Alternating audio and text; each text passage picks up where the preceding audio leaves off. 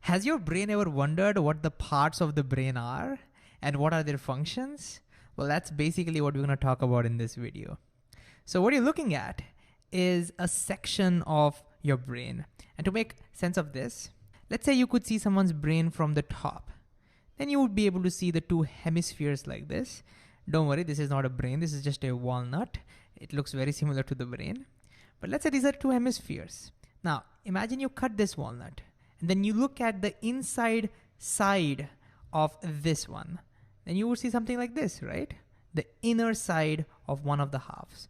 Well, that's basically what we're looking at. It's the inner side of one of the hemispheres, okay? So let's get rid of that and look at the different parts. We can broadly divide our brain into three parts. The forebrain, which is this big yellow section. The midbrain, which is this tiny pink section. And the hindbrain, or the lower brain, which is this blue section. Usually when we say humans have big brain, we're basically talking about this forebrain section, okay? And then the midbrain is actually the beginning part of the brain stem. Brain stem is on top of which the forebrain sits. The brain stem connects the forebrain to the spinal cord. This continues as the spinal cord. So the beginning section of that brain stem is what we call as the midbrain. And then the later section of the brain stem is a part of the hindbrain, right? This is the hindbrain. And the hindbrain also consists of this section. You know, this itself looks like a mini brain all by itself, but that and the remaining portion of that brain stem is basically what we call the hindbrain. Okay, so what are the functions of them?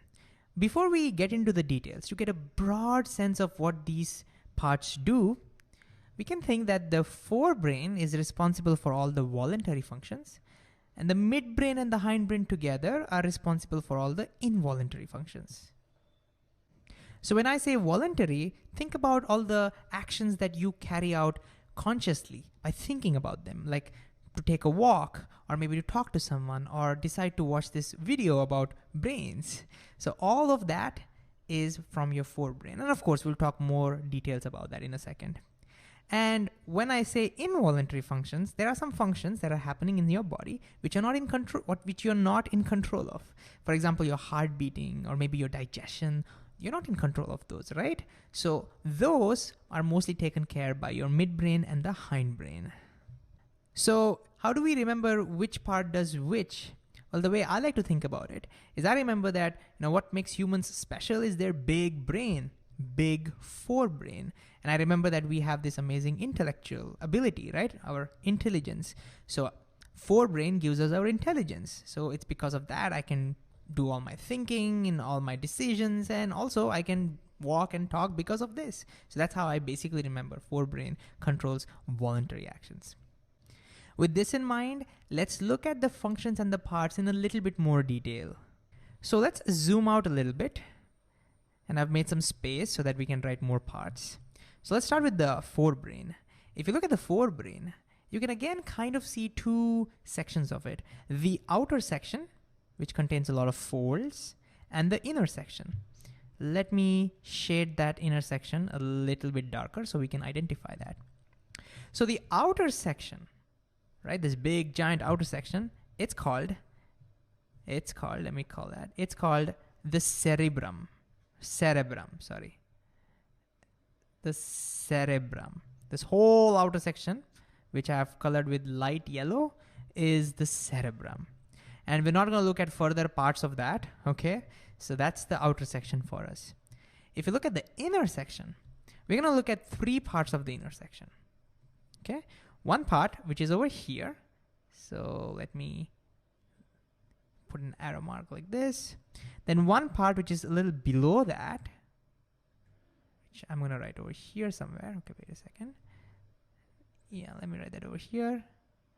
And this small thing that you can see, that one. These are the three parts that we need to remember, at least for our syllabus, okay?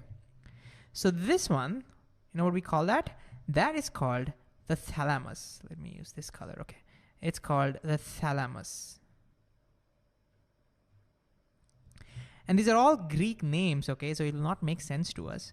But I looked up thalamus kind of means an inner portion or inner region. And that's basically what this is, right? It's the inner region of our forebrain. So the part that comes below that is called hypothalamus. So the next part is hypothalamus. And hypo kind of means lower, so it's the lower part of the thalamus, hypothalamus. And this last part, which we'll be interested in, this one, this small thing that you can see over here, that is called the pituitary gland. Pituitary gland. Right, this part over here, okay? So these are the 4 parts of our forebrain. So these are the only parts that we'll concentrate on. So let me just put them together. So this is your forebrain parts. All right, so what do they do?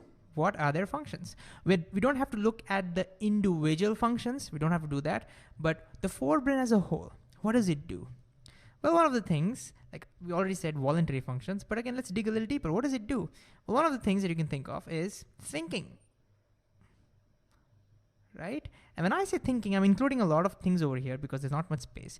Thinking, your learning ability, your speech, language, all of that comes from your forebrain.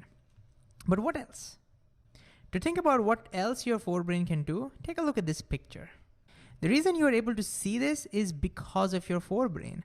You may be wondering, wait, it's my eyes, right? It's eyes. But the eyes send the signal to the brain, and it's your forebrain that does the processing, and that's why you can see it. Similarly, you can hear me right now because of your forebrain. All the 5 senses, you can sense them because of your forebrain. And so, one important function of your forebrain is sensing. Let me just write that as sensing. Okay? What else? Well, you identified this picture, right? It's a puppy. Did you confuse it with something like maybe a donkey or tiger? No. The reason you can even remember it's a puppy is because of your memory, because you know what puppies look like and you can associate with it. So that also comes from your forebrain. Memory, learning, all of that comes from your forebrain.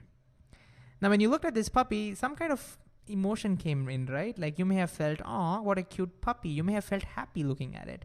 Maybe if I showed you some different picture, maybe if I showed you some scary picture, you would experience fear, right? So all the emotions, they too come from your forebrain. All your emotions, including love. That's right, love does not come from the heart, it comes from your forebrain. In fact, fun story, the other day my wife asked me, hey, how much do you love me? I said, I love you with all my forebrain. Yeah, she hasn't spoken to me since, but it was worth it. All right, now besides these, there are also other things that the forebrain does. Some of the feelings that you get, like for example, the feeling of hunger, the feeling of being sleepy, thirst, or maybe, after you have finished a meal, the feeling of fullness. All of that also comes from your forebrain. Actually, that comes from this part of the forebrain, but we don't have to remember all those things. So these are some of the functions of your forebrain. So what's next? We're not going to look at the parts of the midbrain. It's a tiny section. We'll not look at its parts. So let's jump directly to the hindbrain. If you look at this brain stem over here, the bluer section, you can actually see 2 distinct regions over there. So one region, one lump over here, and one more here, right? So this one, let me use a different color. Right, so this one over here, it's called pons. That's the name given to it, pons. Again, I know, little weird name. It's Latin, again, it means bridge. It's kind of like bridging between the middle brain and this bottom part. That brings us to this bottom part, which is pretty important for us. The bottom one is called, let me write that down over here. It's called medulla oblongata. Okay, we're gonna look at its functions separately. And then you can look at this big region. Let's make it dark so we can see that. So this region, which kind of looks like a brain on its own, is called cerebellum.